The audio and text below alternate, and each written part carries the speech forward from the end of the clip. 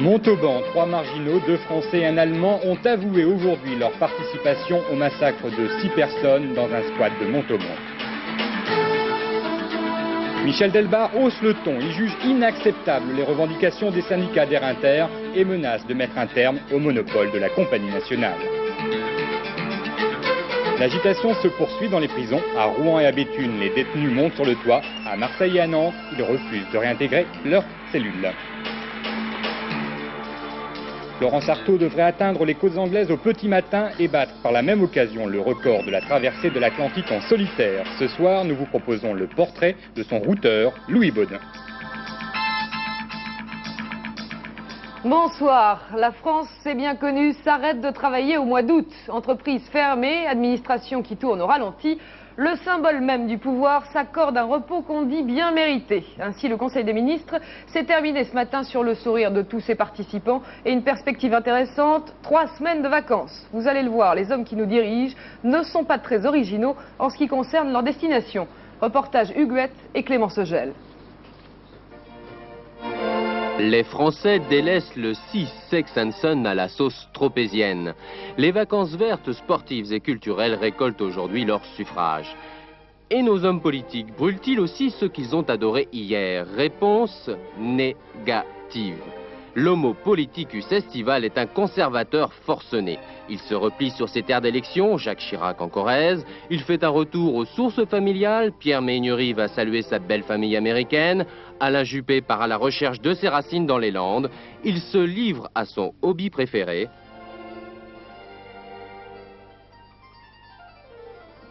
Ça y est, ma plume recommence à fonctionner le lendemain matin. Et voilà, pour 15 jours. Et quel est le titre de ce C'est un livre pour les enfants qui s'appelle Jésus raconté aux enfants. Mon lieu d'attache pour l'été, c'est Paris. Paris en été, c'est formidable. Et il pourra toujours dire bonjour à Pierre Bérégovoy. En effet, ce dernier assure l'intérim du Premier ministre. Il pourra ainsi mettre la dernière main au budget et dire que certains rêvent d'être ministre d'État. Plus sérieusement, le seul ministre à ne pas envisager de vacances pour le moment, c'est Michel Delbard, le ministre des Transports qui étudie de près le dossier Air-Inter. 4 mouvements de grève en un mois, la compagnie s'enlise dans un conflit où tout le monde semble se renvoyer la balle. Hier soir encore, les négociations entre syndicats et direction se sont interrompues sur un échec. Résultat, le préavis de grève déposé pour vendredi prochain est maintenu. Michel Delbard se fâche, non seulement il affirme que les revendications syndicales sont inacceptables, mais en plus il menace de casser le monopole de la compagnie sur les vols intérieurs. Réaction de Michel Delbard recueillie par Frédéric Delpech. Chacun doit mettre du sien, c'est comme ça qu'on sort d'une négociation. Entre ce qu'a proposé la direction et ce qui était sur la table il y a quelques jours, j'ai vu un certain nombre d'évolutions. Par contre, en ce qui était la revendication de quelques syndicats il y a quelques jours, j'ai vu une surenchère dans les dernières rencontres. Moi je n'accepte pas la surenchère. Et les usagers n'acceptent pas la surenchère quand elle met en cause le service public. La garantie du service public est un des éléments essentiels dans le transport aérien que doit apporter Air-Inter. Et au-delà d'Air-Inter, ou en complément d'Air-Inter, il faudra regarder sur un certain nombre de liaisons s'il ne peut pas y avoir d'autres partenaires pour répondre à ce besoin de transport qu'on voit croître en France. C'est la réflexion que je conduis à l'heure actuelle. Les prisons en France, l'électrochoc Nakache s'est passé. Les prisonniers sont apparemment plus calmes. Après 4 jours de mutinerie dans une vingtaine de centrales un peu partout en France, seulement 4 prisons ont été touchées aujourd'hui par des mouvements de révolte. Rouen et Marseille, où 200 détenus refusent toujours de rentrer dans leurs cellules, des baumettes. Anne Gouault. Scénario désormais classique dans les centres pénitentiaires. À l'issue de leur promenade, les détenus de Nantes, Béthune ou Saint-Étienne refusent de réintégrer leurs cellules. Un scénario auquel les prisonniers de Rouen notamment ont été fidèles pour le 4e jour consécutif. Une vingtaine d'entre eux se sont retranchés sur le toit cet après-midi. Intervention des forces de police, négociation puis retour au calme. Là encore, le dénouement reste le même depuis le début des mutineries. De quoi exaspérer l'UFAP, qui dénonce le laxisme de l'administration pénitentiaire. Le syndicat des surveillants de prison déplore que la réintégration des détenus dans leurs cellules se fasse en douceur. Une méthode douce qui a en tout cas permis à la prison de Saint-Paul à Lyon de retrouver son calme la nuit dernière, après 6 heures d'agitation.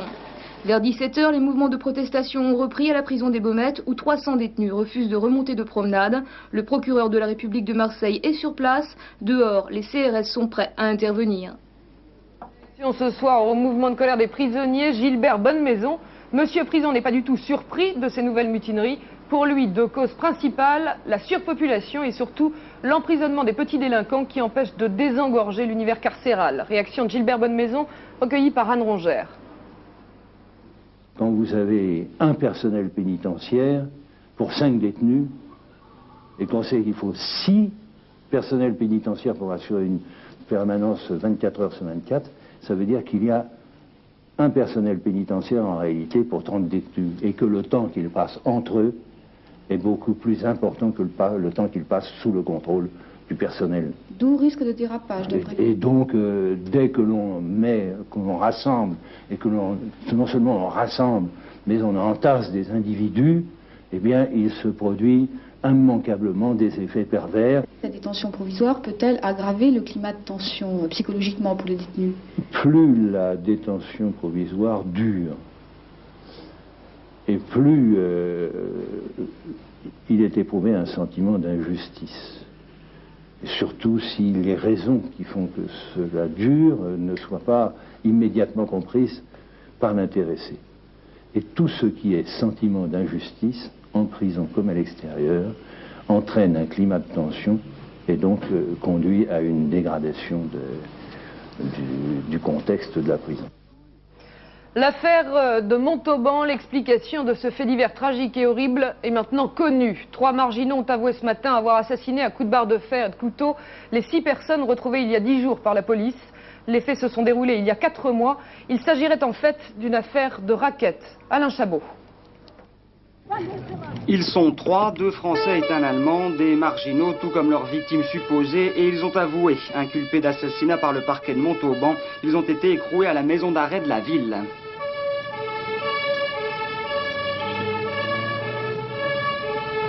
3 des 4 suspects ont été interpellés, placés en détention provisoire et inculpés des faits d'assassinat.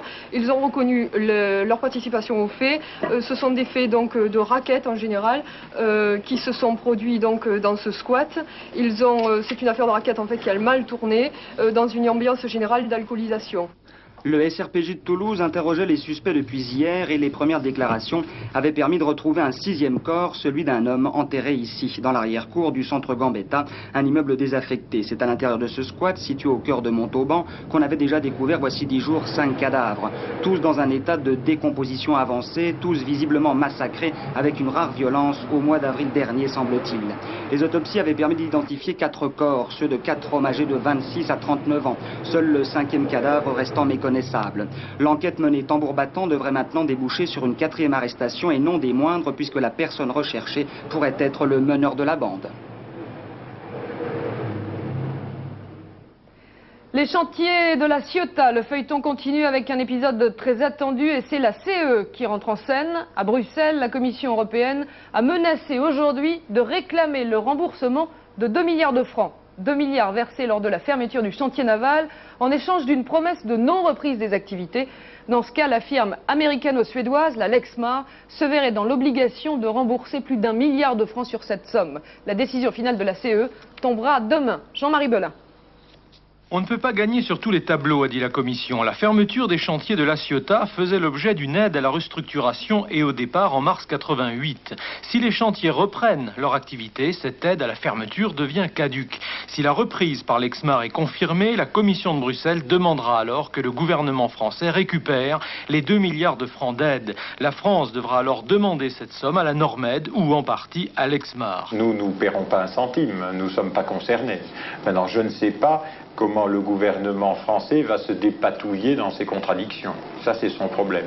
Il faudra aussi mettre fin aux exonérations fiscales dont bénéficiaient jusqu'à aujourd'hui les entreprises s'installant sur le site d'Aubagne-la Ciotat. Cette décision est logique, bien qu'un peu irréaliste, car comment récupérer la totalité des 2 milliards de francs, et signifie que la Commission entend montrer l'exemple de la discipline dans le monde de la construction navale où même les Japonais veillent dorénavant à ne pas déséquilibrer un secteur très fragile. Économie toujours, c'est aujourd'hui 1er août que rentre en vigueur la première grille de la fonction publique. Son but, revaloriser les salaires et les carrières. En 7 ans, cette réforme coûtera 42 milliards de francs. Les premières augmentations se répercuteront à la fin de ce mois, mais tous les fonctionnaires ne le savent pas. Exemple avec le reportage de Laurence Beauvillier et Nicole Brémaud.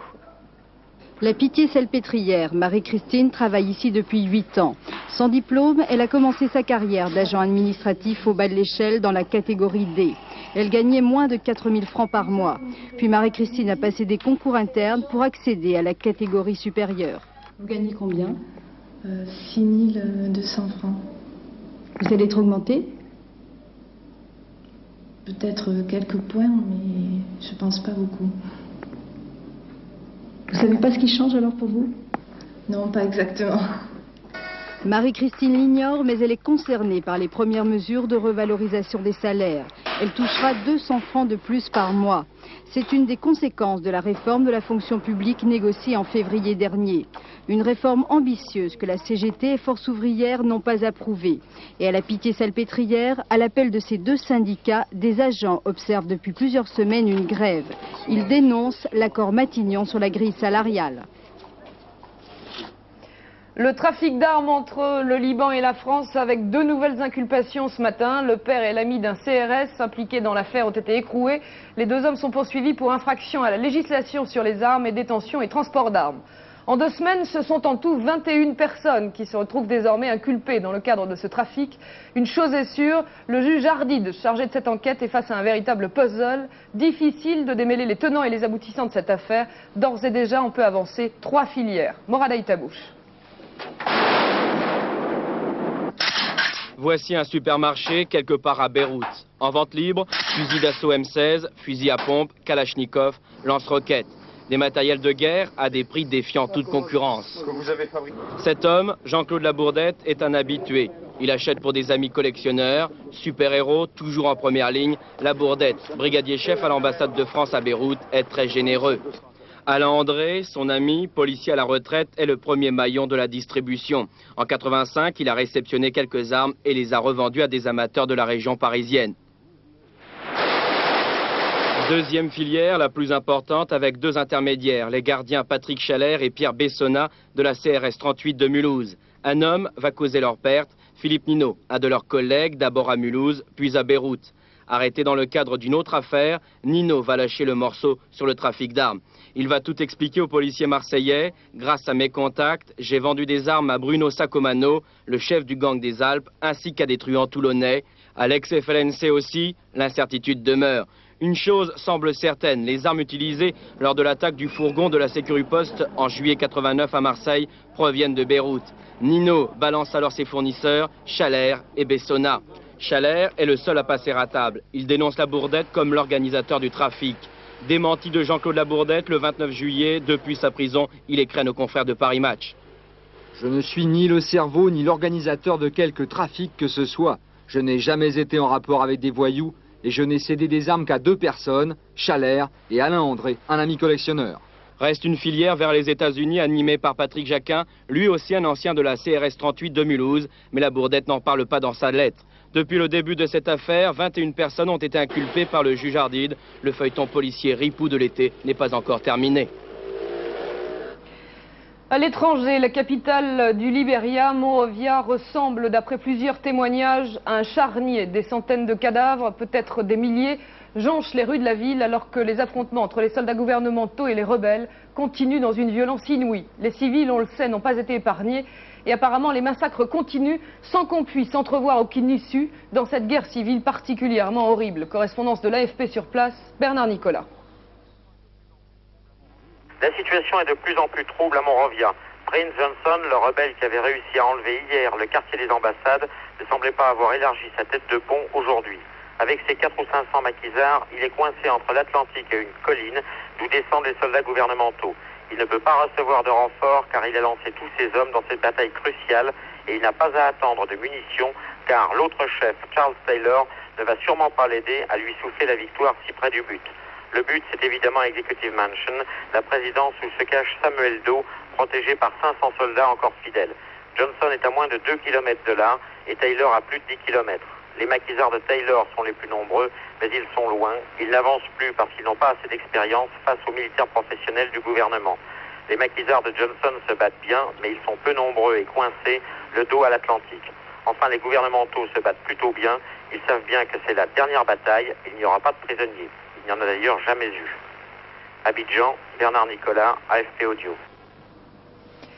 C'est la grande réconciliation entre la France et le Pacifique Sud. Après 10 ans de bouderie et même parfois de grogne, Louis Le Pinsec a été accueilli très cordialement dans la petite archipel du Vanuatu, proche de la Nouvelle-Calédonie. Il fêtait avec les représentants officiels le 10e anniversaire de l'indépendance de l'archipel. Reportage sur place, Albert Ripamonti et Christian de Carnet. Une fête pour oublier. Oublier la pauvreté, oublier que la démocratie est encore embryonnaire au pays de Walter Lini, un pasteur anglican, Premier ministre de Vanuatu depuis 10 ans. 10 ans de souveraineté célébrés avec faste, en présence de tous les dirigeants du Pacifique Sud, en présence d'une délégation du FLNKS. Car durant la décennie écoulée, le Vanuatu s'est fait le champion de l'indépendance kanak, se posant même en référence pour le FLNKS. Aujourd'hui, alors que le salaire minimum est inférieur à 400 francs par mois, que le chômage guette et que la délinquance apparaît, le discours s'infléchit. Je ne pense pas qu'on prendra la même voie, et ça n'est pas souhaité. Maintenant, je peux dire aussi que chez nous, le niveau de vie est un peu artificiel, parce que c'est un niveau de vie importé, importé de métropole. Inconcevable, il y a encore quelques mois, un ministre français à Port-Vila. Par le passé, 2 de nos ambassadeurs ont été expulsés, pierre d'achoppement la question calédonienne. Réalisme économique oblige, aujourd'hui, Walter Lini a mis de l'eau dans son vin. Les combats en Nouvelle-Calédonie ont cessé depuis les accords de Matignon. Je pense que ce qui satisfait les gens, c'est la paix. Des propos apaisants auxquels la France ne fait pas la sourde oreille.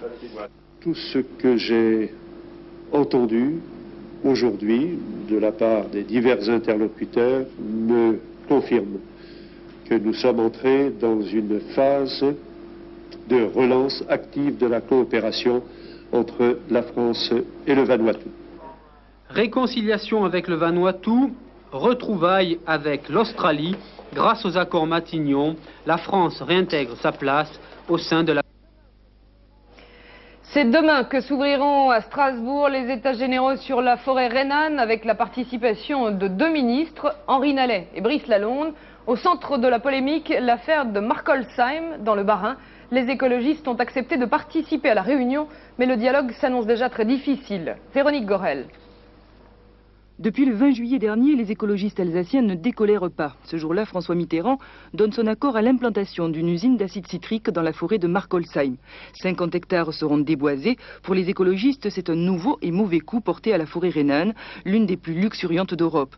Les écologistes menacent d'occuper le site quand les travaux commenceront, comme ils l'ont fait 15 ans plus tôt, pour s'opposer à l'implantation d'une usine chimique. Pour calmer le jeu, le ministère de l'Agriculture et de l'Environnement les convie demain à des états généraux de la forêt rhénane, pour faire le point sur l'état des réserves naturelles le long du Rhin. Après avoir longtemps hésité, les écologistes ont décidé d'y participer sans conviction. Si nous y allons, c'est pour remanifester notre position, c'est pour les fausses informations qui ont circulé ces jours-ci, mais c'est sans illusion, puisque je pense que les choses sérieuses pourront se faire après. Le dialogue s'annonce difficile. Les écologistes refusent les compensations promises par Henri Nallet, notamment le classement de 4500 hectares en forêt de protection. Ils le lui rediront demain. Je considère qu'en 90, dire qu'on ne va pas détruire encore des forêts en plus, ça nous paraît une évidence, ce n'est pas une compensation, c'est un impératif. Pour les écologistes, la forêt de Markolsheim est devenue un symbole. On ne touche plus au dernier grand massif de la forêt rhénane qui, disent-ils, a déjà beaucoup souffert ces dernières années. Tout de suite, les autres faits marquants de l'actualité en France, grâce aux images de nos stations régionales. Commentaire, Jean-François Gringoire. Grave accident de la route ce matin à Saint-Yrieix, près d'Angoulême. Pour une raison encore inexpliquée, une voiture venant dans le sens Bordeaux-Paris s'est déportée et a heurté de plein fouet un véhicule venant en sens inverse. Une troisième voiture est alors venue percuter les 2 véhicules déjà accidentés. Bilan 4 morts, dont le père et une petite fille de la même famille, et 3 blessés légers. Stupeur sur la Croisette, une grue de 50 tonnes s'est effondrée ce matin sur la terrasse du restaurant Vesuvio à Cannes. Heureusement, il n'y avait personne sur la terrasse au moment de l'accident et le grutier lui-même est indemne. Une voiture, 2 motos, un scooter ont été écrasés. L'engin a été déséquilibré en soulevant une poutre métallique de 10 mètres de long. Ils sont albanais, 80 en tout, hébergés depuis 15 jours au camp militaire de Mourmelon. Ils ont pris la route ce matin à pied, avec femmes et enfants, direction les États-Unis. Les autorités françaises expliquent actuellement aux impatients que les choses ne se font pas comme ça. Ces Albanais fugueurs seront bientôt pris en charge par France Terre d'Asile en attendant le visa pour les USA. À Nancy, on dépigeonise, pas à mort, c'est interdit, mais à outrance. Certains quartiers sont sérieusement dégradés par les excréments de ces nombreux animaux. Alors, pour les éloigner, on fait dans le coup de génie une barrette plastique avec des pointes souples collées. Dans les endroits stratégiques, ça pique le ventre du pigeon qui se rabat, évidemment, sur l'immeuble non équipé du diabolique système. C'est la première fois au monde que des scientifiques autorisent officiellement les manipulations génétiques. Et bien sûr, cela se passe aux États-Unis. Au terme de 3 ans d'examen, par une douzaine de commissions, les experts ont décidé hier de permettre le recours à de telles techniques, mais seulement dans 2 situations, une forme de cancer de la peau et certaines déficiences immunitaires chez l'enfant. Jean-Pierre Quinson. Le professeur Rosenberg, c'est lui qui avait reçu il y a 1 an l'autorisation d'expérimenter sur quelques malades cancéreux une thérapeutique génétique. À la vue des premiers résultats encourageants, une commission sanitaire américaine vient d'en autoriser une utilisation plus large. La technique consiste à prélever des globules blancs du malade et d'y insérer un gène extérieur capable de produire une substance nocive pour la tumeur. Une fois réinjectés, les globules blancs vont pouvoir aller détruire la tumeur. Pour l'instant, l'autorisation concerne le mélanome, une forme de cancer de la peau. Une même technique de transfert de gènes pourra être aussi utilisée chez certains enfants ne possédant pas de défense naturelle du fait de l'absence d'un gène. En tout cas, c'est la première fois que des médecins vont pouvoir utiliser des traitements génétiques en dehors d'un contexte expérimental. L'imprudence, un sport difficile et des conditions météo déplorables. Voilà les raisons de l'accident qui a coûté la vie hier à 3 personnes dans les gorges du Sian, dans les Alpes-Maritimes. Ces 3 sportifs étaient des adeptes du canyoning, un sport qui consiste à descendre en rappel et à la nage des torrents montagneux. Explication, Jean-Philippe Guillen.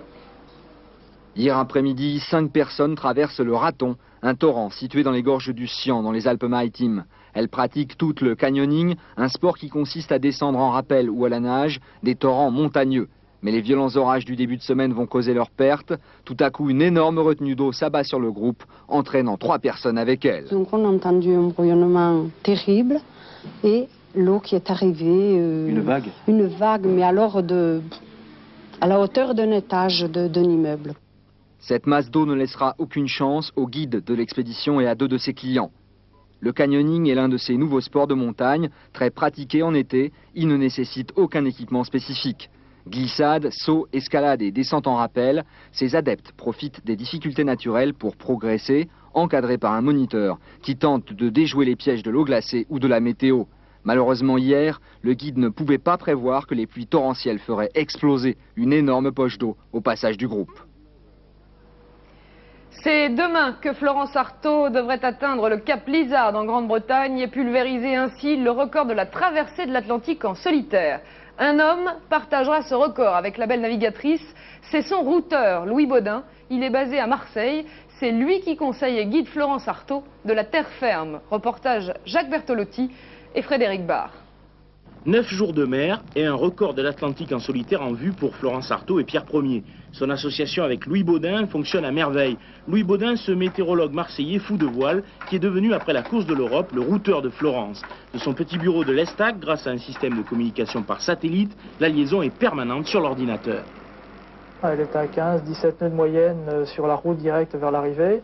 Alors je pense tout de même qu'elle va ralentir assez sensiblement en soirée au cours de la nuit prochaine. Elle devrait même finir avec des vents assez faibles au cours de la nuit et tirer des bords à proximité donc, du cap Lizard, qui est le point à dépasser. On peut estimer pour l'instant une arrivée en fin de nuit ou début de matinée, donc demain matin. Le record de Bruno Perron peut être pulvérisé de plus de 2 jours. Écart énorme dû à la qualité du bateau, du skipper, mais aussi aux conseils météo primordiaux dans ce type de tentative. Louis Baudin a été un équipier modèle et modeste à des milliers de kilomètres de Florence. De toute façon, c'est elle qui garde la dernière décision. Alors évidemment, je lui apporte toujours un conseil. Je lui dis, moi, il me semble que la meilleure route, ça serait celle-ci. Mais de toute façon, c'est elle qui décide de la route à suivre. Bon vent et bonne météo pour un record qui appartiendra aussi à Louis Baudin. Voilà, fin de cette édition sur ce superbe et futur record. Les programmes ce soir sur la 3, à 20h la classe avec Fabrice. À 20h35, 40 ans de télévision avec un hommage à Fernandel. Le prochain rendez-vous avec l'information, c'est à 21h50. Soir 3, présenté par Memona Interman. Tout de suite, la météo complète de Michel Touret. À demain 19h. Bonsoir.